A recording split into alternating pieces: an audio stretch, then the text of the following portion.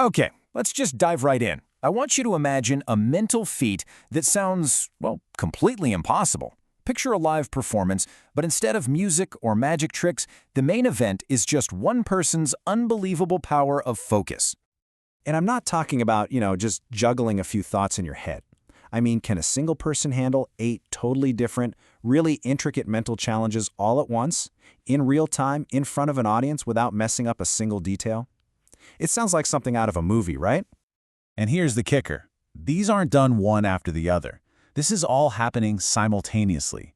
One person is creating a poem, one letter at a time, while someone else is actively trying to block them. At the same time, they're counting random bell dings, solving riddles, and even dealing with a heckler whose only job is to break their concentration. How is that even possible? So what's the secret? Is it some kind of trick? Nope.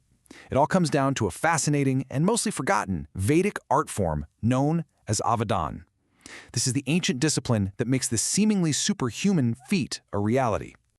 The name itself really tells you everything you need to know. It's not just about paying attention.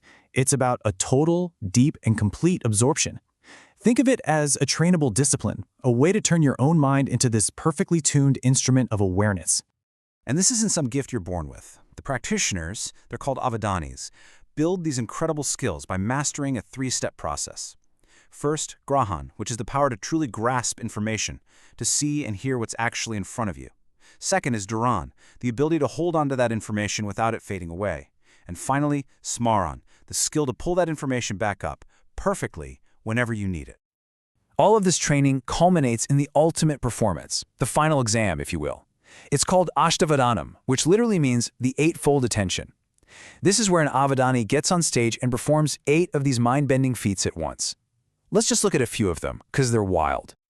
Okay, so imagine you're trying to write a poem. You say the first letter, maybe T, but the questioner, guessing what word you're going for, immediately says, you can't use the letter H. Now you have to instantly pivot on the spot to a totally new word, a new line that still fits the poem's theme and rhythm. Talk about creative agility under pressure. Now, if that wasn't hard enough, this next one is all about flipping the context. They're given a totally absurd line, like the lion flees from the deer. The Avani then has to invent a 3-line story that makes that impossible line make perfect sense. Maybe they'd say something about a king named Lion running away from an archer named Deer. Suddenly, the paradox is solved. It's instant creative problem solving. Then you have this, which is just a pure test of your brain's working memory.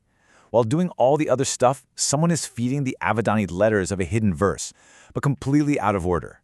They'll say, the 17th letter is Ka, and then later the first letter is Ma.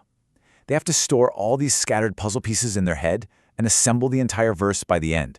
It's incredible.